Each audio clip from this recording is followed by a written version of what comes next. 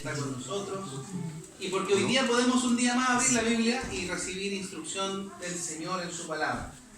Así que les voy a invitar nuevamente a abrir sus Biblias en el Evangelio de Mateo, capítulo 19, versículos 16 al 22. Damos lectura en el nombre del Señor, dice la palabra del Señor así. Entonces vino uno y le dijo: Maestro bueno, ¿qué bien haré para tener la vida eterna?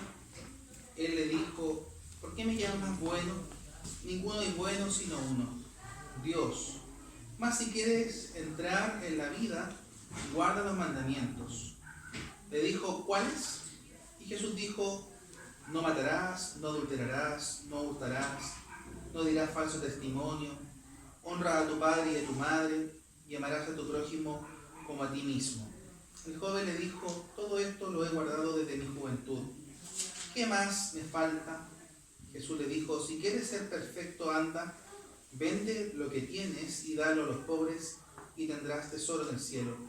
Y ven y sígueme. Oyendo el joven esta palabra, se fue triste porque tenía muchas posesiones. Oremos así. Amado Dios, en esta tarde vamos ante tu presencia, agradecidos por estar juntos en torno a la adoración, por poder juntos bendecir tu nombre como iglesia, por exaltarte a ti, por glorificarte a ti. Y en esta hora particularmente te damos gracias por poder abrir la Biblia, por poder abrir tu palabra, escuchar tu voz, atender a tus mandamientos. En esta hora, Señor, te pedimos que tú alumbres nuestra mente, ilumines nuestro entendimiento para la comprensión de tu palabra.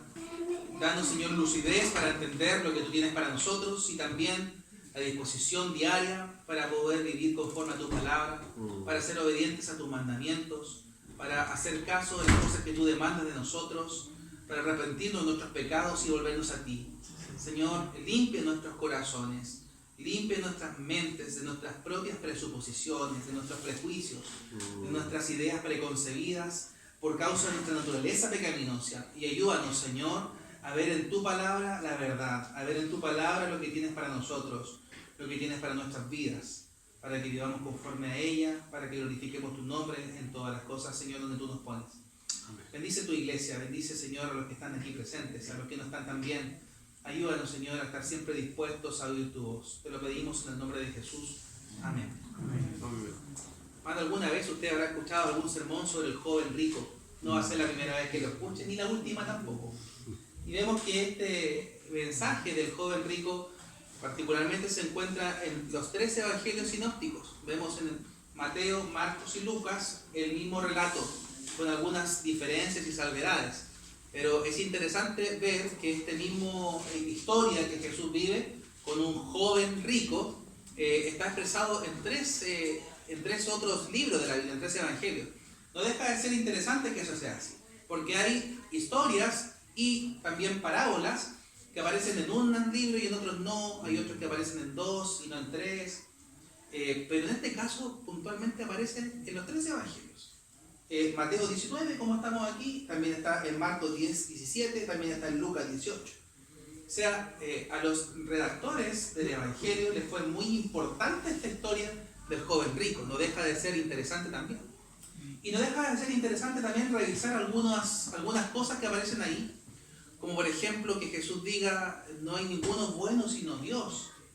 ¿Por qué me llamas bueno? No deja de ser un problema que genera tensión, porque nosotros sabemos que Jesús es Dios y Dios es bueno. ¿Y por qué responde eso al joven rico?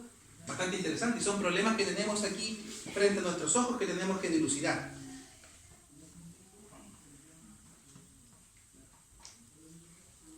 Un poquito seco. Bueno, las historias de nuestras vidas, hermanos, han estado plagadas de preguntas. Muchas de ellas, muchas de las preguntas que tenemos en la vida tienen respuesta hasta recién avanzados los años.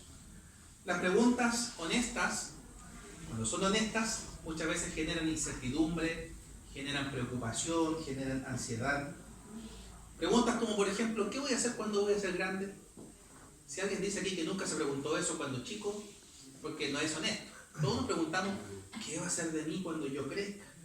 ¿O con quién me casaré? ¿A qué edad moriré? Entre otras son algunas de las preguntas que las personas comúnmente se hacen. Otros hacen preguntas aún más trascendentes, como por ejemplo, ¿existe Dios? ¿Hay vida después de la muerte? ¿Dónde están nuestros familiares que fallecieron, que ya se fueron? Cuando se da por hecho la existencia de la vida después de la muerte, aquellos que tenemos fe y esperanza en que hay vida después de la muerte, y que esa vida es eterna, una de las preguntas más trascendentales es esta: ¿qué bien haré para heredar la vida eterna? Fíjese usted, esta es la pregunta que hace el joven rico. Sin duda una pregunta honesta, con una respuesta rotunda del Señor, y es: guarda los mandamientos. Guarda los mandamientos. Eso le dice el Señor a joven rico.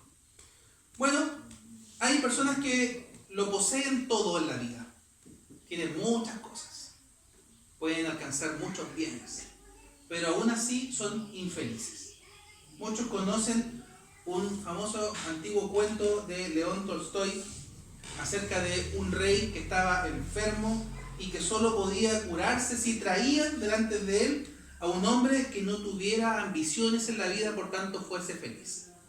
La esperanza que tenía este hombre era que si traían a ese hombre, el simple hecho de ponerse la camisa de ese hombre aliviaría sus dolores, su pesar, su angustia, su tristeza, y se convertiría automáticamente en un hombre feliz. En ese reino se buscó por cielo, mar y tierra a un hombre verdaderamente feliz. Y cuando lo encontraron, para sorpresa de todos, llegó hasta ese lugar, pero ese hombre no tenía camisa. Iba a ser imposible que este rey pudiese ser feliz, porque no podía ponerse la camisa de quien era feliz. Bueno, en las secciones anteriores de lo que estamos revisando aquí, el joven rico, Jesús defendió muchas cosas. Defendió la dignidad de las mujeres, defendió la dignidad de los niños. Dejen a los niños que vengan a mí y no se los impida, porque de ellos es el reino de Dios. Jesús viene hablando una serie de aspectos que tienen que ver con la dignidad del hombre, de las mujeres, de los niños. Y en esta sección procura rescatar a un joven de la esclavitud de los bienes materiales, de la esclavitud de las riquezas, aquello que puede generar un ídolo en sí mismo. ¿Qué voy a hacer para heredar la vida eterna? Y fíjense que este hombre tiene distintas respuestas para eso. El joven vino buscando la vida eterna y Jesús quiso introducirlo a esa dicha de la vida eterna. Y para hacerlo tuvo que llevarlo paso a paso para reconocer conceptos erróneos que él tenía. Un concepto erróneo podría ser creer que la respuesta estaba en la moralidad, en el cumplir los mandamientos. Respuesta errónea podría ser las posesiones, los bienes, la riqueza, para llevarlo después a la respuesta correcta que tiene que ver con el propio Dios.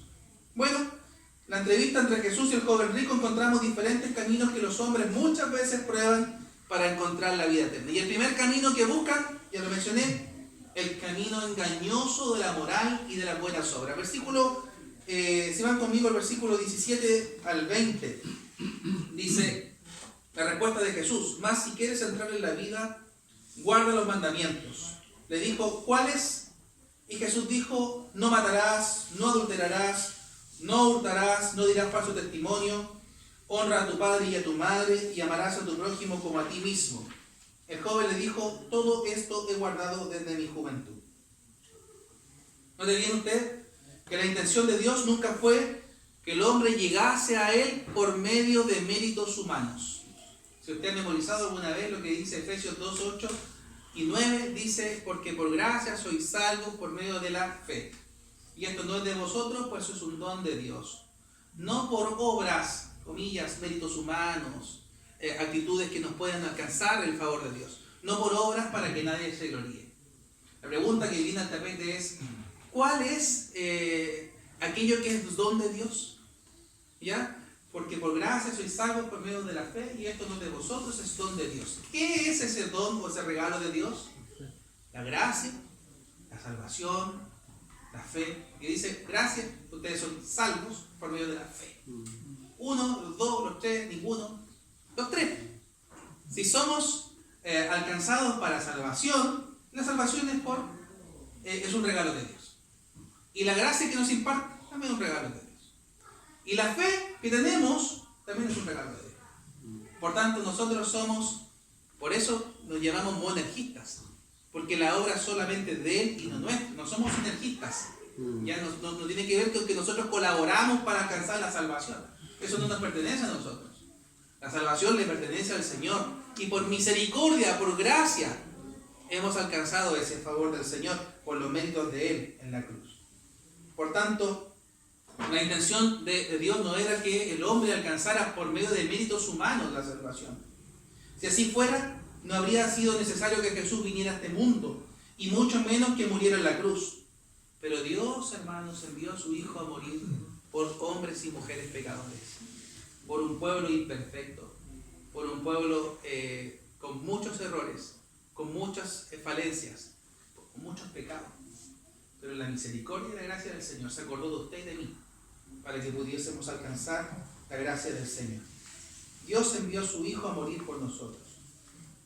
Las penitencias y los sacrificios, hermanos, representan los esfuerzos del hombre por alcanzar a Dios. La misma palabra religión como tal significa religar, volver a unirse con Dios. Y por eso existen muchas religiones, porque existen muchas formas del hombre volver a unirse con Dios. La mayoría de estas le dice a usted, haga esto para alcanzar el favor de Dios. Haga esto otro para alcanzar el favor de Dios. Pero para nosotros, como cristianos, experimentamos algo completamente opuesto a lo que el mundo ofrece y dice. Nosotros no decimos, haga esto 3 pasos para tanto y 10 pasos para tanto para el éxito espiritual. Nosotros decimos, crea en el Señor Jesucristo y usted va a ser salvo. ¿Por qué? Porque no se trata de lo que usted puede hacer, sino que se trata de lo que uno ya hizo hace 2000 años en la cruz. Y solamente por los méritos de Él en la cruz podemos alcanzar la salvación. Podemos ser llamados justos. ¿Por qué? Porque nuestra justicia no depende de nosotros. Nuestra justicia depende del Señor, que es justo entre todos nosotros. La respuesta típica del judaísmo a la pregunta ¿qué se necesita para tener la vida eterna? Es obedece los mandamientos del Señor. ¿Qué es lo que le dice Jesús al joven rico? Guarda los mandamientos. Herman Riergos, en su comentario a Mateo, dice lo siguiente: cualquier persona que cumple las exigencias de la ley es inculpable delante de Dios, y nada impide entrar en la vida eterna. Pero al acrecentar el mandamiento de amar al prójimo en la lista, en el fin de la lista, Jesús mostró la profundidad donde llegan los mandamientos. La semana pasada eso que se expresaba, de que los mandamientos del Señor van más allá del simple hecho de vivenciarlos con la práctica o verlos con los ojos, sino que tiene que ver con una predisposición en el corazón. Cualquiera que le diga fatuo, cualquiera que le diga necio, su hermano ya ha asesinado en su propio corazón. El estándar de Jesús es mucho más alto que el estándar que los judíos propiciaban. ¿Por qué digo esto? Porque tanto la ley como las tradiciones de los judíos, sea esta la Midrash, Halajá, que tiene que ver con la práctica cotidiana de los judíos, da un estándar visible entre los hombres. Pero Jesús iba más allá de esto. Cuando le dice guarda los mandamientos, la pregunta del joven rico fue ¿cuáles mandamientos? Y noten bien que del decálogo de los 10 mandamientos, Jesús ocupa todos los de la segunda tabla de la ley y va en un orden específico. Ahora, nuestra mirada en estos mandamientos son: primero Jesús cita el 6º mandamiento, después cita el 7º, el 8º, el 9º y el 5º. Curiosamente, no hace mención de tener intención de codiciar lo del otro, porque está hablando con un joven rico. ¿Qué codiciaba de los demás? Probablemente no estaba puesto su corazón en la codicia, pero sí estaba puesto su corazón en las riquezas y en el dinero, y eso es evidente. Es interesante observar que el joven rico es la única persona en toda la Biblia a quien Dios le ordena a vender sus posesiones, lo que debería de inmediato responder a la pregunta a la que muchos cristianos más sensibles han hecho. ¿Jesús está instando a todos los cristianos a vender todos sus bienes? ¿Jesús quiere que vendamos todo lo que tenemos, lo entreguemos a los pobres y les sigamos? ¿Sabía usted que la única parte de la Biblia donde aparece esto es aquí? Hay muchos ricos en la Biblia, desde Abraham, que era un hombre rico, José de Arimatea, que es otro hombre rico, que revisa la tumba para Jesús, y a ninguno de ellos se les dice, venga todo lo que tiene de los pobres y sígame. ¿Por qué Jesús le dice esto a este joven? ¿Por qué? Porque donde está su tesoro, ahí está su corazón. y su corazón estaba puesto evidentemente en las riquezas. Parece que Jesús le mandó al joven a guardar los mandamientos como una condición para obtener la vida eterna. Sin embargo, evidentemente como para el hombre, y aunque fuera posible, por medio de cumplir los mandamientos tampoco sería posible para él. El propósito de la ley era llevar como ayo o tutor a los hombres a Cristo. Dice el apóstol Pablo a los Gálatas capítulo 3 lo siguiente: de manera que la ley ha sido nuestro ayo para llevarnos a Cristo, a fin de que fuésemos justificados por la fe. Por tanto, hermano, es decir, que la ley del Señor muestra al hombre su pecado para que esté en condiciones de arrepentirse y confiar en Jesús. Si no fuese por la ley, si no fuese porque nos fue entregada la ley, no nos daríamos cuenta de lo insuficiente que son nuestros méritos para alcanzar salvación. Pero la salvación está en el cumplimiento de esa ley, absolutamente. Y el que la cumple, nuestro Señor y Salvador Jesucristo. Que no la cumple solamente en parte, sino que la cumple de manera perfecta. Y por el cumplimiento de la ley de este hombre perfecto, de este nuevo o segundo Adán, nosotros que ponemos y depositamos nuestra esperanza en él, alcanzamos salvación y tenemos perdón de nuestros pecados. Por tanto, el primer camino equivocado es el camino de la moral y de las buenas obras. Hay personas que están convencidas de que mientras más buenos son, supuestamente buenos, más favor de Dios pueden alcanzar.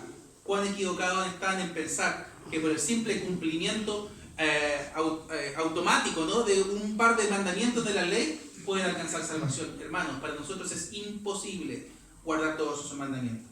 Es más, probablemente este joven haya sido recto. Jesús no le rebate que ha cumplido los mandamientos desde su niñez. No le dice, no, tú me estás mintiendo. Porque cuando había hombres que le mentían al Señor, el Señor lo refutaba de inmediato y no lo hizo. Probablemente haya sido recto a los ojos de los hombres. Probablemente se haya demostrado justo delante de los demás. Pero ni eso es suficiente. Porque la esperanza del cristiano no está puesta en su moralidad, en cuán bueno es, en cuán bien se comporta, sino en su propio corazón. Segundo, hay un camino también equivocado de riquezas y un camino de justificación. Versículo 20 al 22 dice así: el joven le dijo, todo esto he guardado desde mi juventud. ¿Qué más me falta? Y Jesús le dijo, si quieres ser perfecto, anda. Vende lo que tienes y dalo a los pobres y tendrás tesoro en el cielo. Y ven y sígueme. Oyendo el joven esta palabra, se fue triste porque tenía muchas posesiones. La Biblia, hermano, tiene mucho que decir respecto de la esclavitud al dinero. El proverbista Salomón afirma lo siguiente, Eclesiastés 5:10: quien ama el dinero, de dinero no se sacia. Quien ama las riquezas, nunca tiene suficiente. El profeta Jeremías dice lo siguiente: el que acapara riquezas injustas es perdiz que empolla huevos ajenos. En la mitad de la vida las perderá y al final no será más que un insensato. San Pablo sostiene lo siguiente: el amor al dinero es la raíz de todos los males. Por codiciarlo algunos se han desviado de la fe y se han causado muchísimos sinsabores. Y Santiago, el apóstol Santiago dice lo siguiente: se han oxidado su oro y su plata. Ese óxido dará testimonio contra ustedes y consumirá como fuego sus cuerpos. ¿Note bien usted que el Antiguo Testamento y el Nuevo Testamento están alineados? La raíz de muchos de los males del hombre está en el amor al dinero. Porque el dinero, las riquezas como tal, se convierten en un ídolo en sí mismo. Ya que lo que nos consume se convierte en nuestro Dios. Si nuestra vida está entregada únicamente al almacenamiento de dinero, nos pasará como predice Santiago, dará testimonio contra nosotros.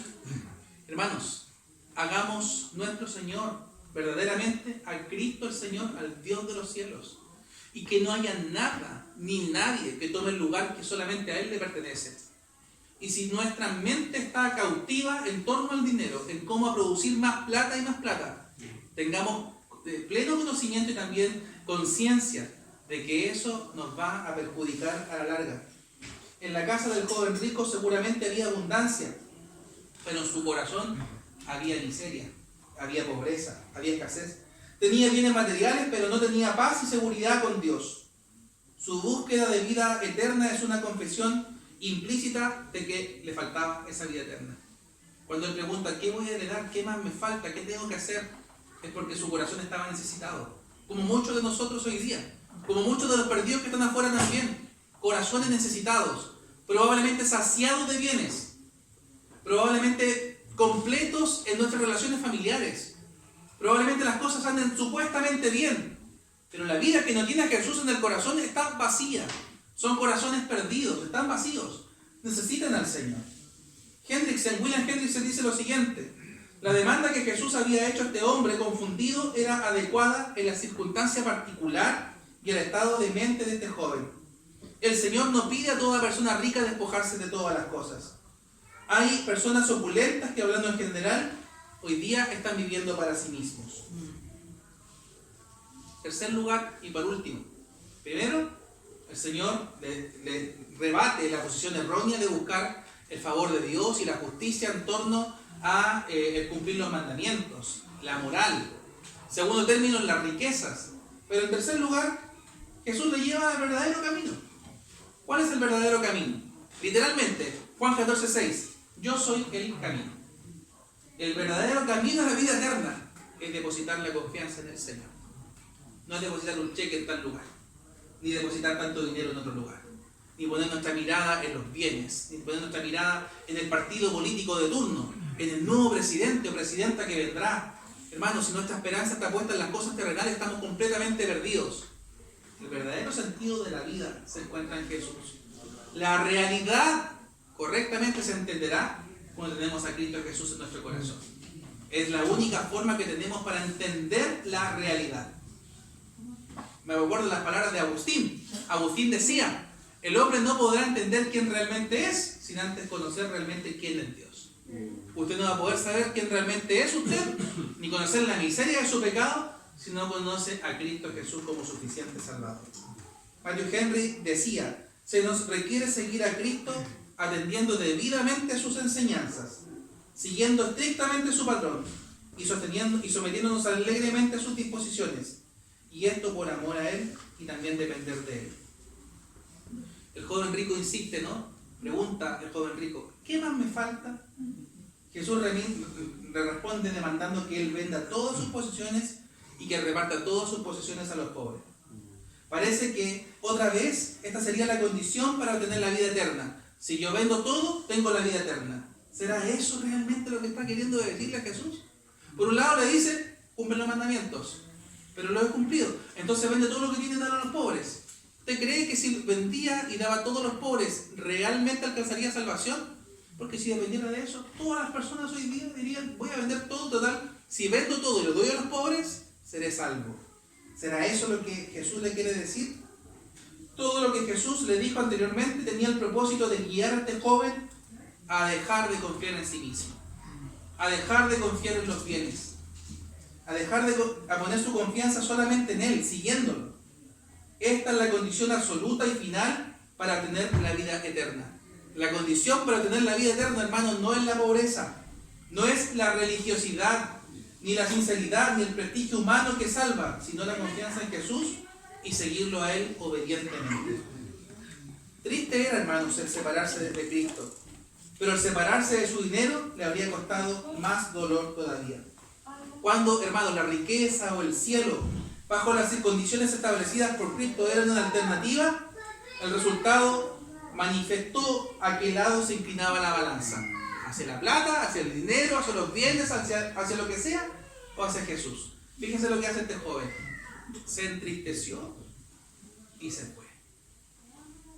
Se entristeció y qué lindo sería, ¿no? Una vida eterna, pero le costaba entregar esos bienes y darlos a los pobres, porque ahí estaba evidentemente su corazón. Bueno, hoy día 1 de septiembre de 2019, se mal para la fecha, sería fácil para nosotros juzgar la actitud de este joven rico. Este joven no dispuesto a desprenderse de sus bienes para seguir a Jesús. Oh, qué joven rico más terco, ¿no? ¿Cómo se le ocurre ser así? No le costaba nada entregar todos sus bienes y darle a los pobres. Qué insensato, qué hombre más insensato. Sin embargo, hoy día, frecuentemente, con muchas de nuestras actitudes, estamos peor. Por causa de no ser ricos, no tenemos el problema del dinero.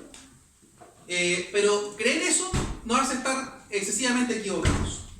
¿Creemos acaso que los que los bienes con los que nos sostenemos son nuestros?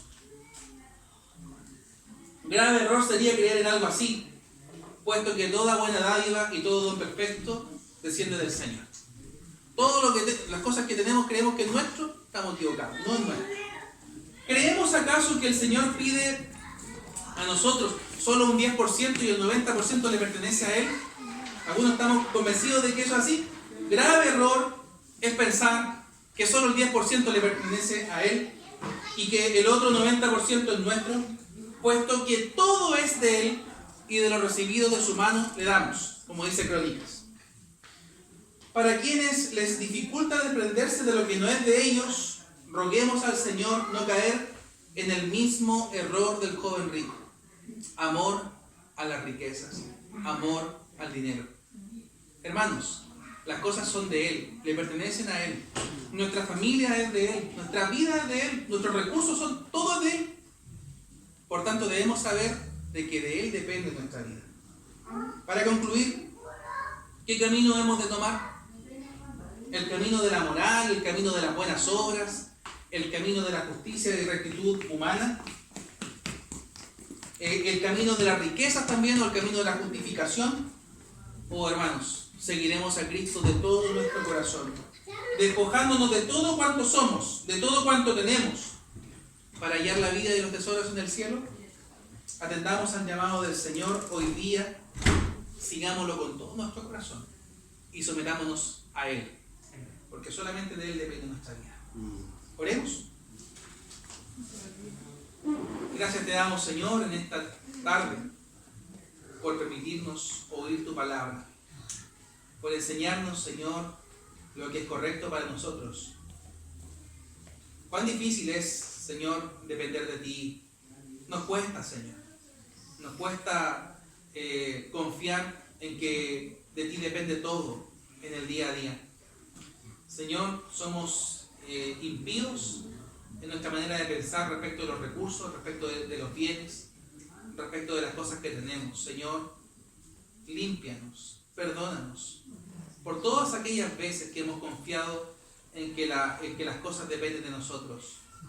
Ayúdanos, Señor, a ser desprendidos, a adorarte con todo nuestro corazón, a entender que nada es nuestro, que nada nos pertenece, que todo es tuyo y de todo nos pedirás cuenta un día.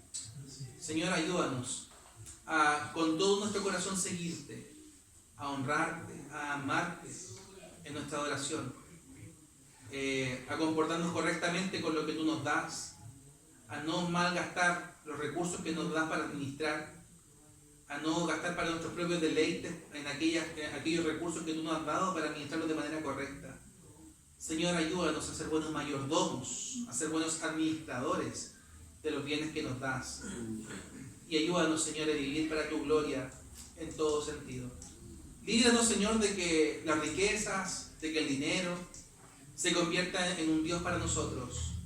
Ayúdanos, Señor, a confiar en ti, que eres el Dios, el dueño del oro y de la plata, de quien depende todo cuanto existe, Señor. Queremos que nos ayudes a confiar en ti y a vivir para tu gloria. Te pedimos todo esto en el nombre de Jesús. Amén.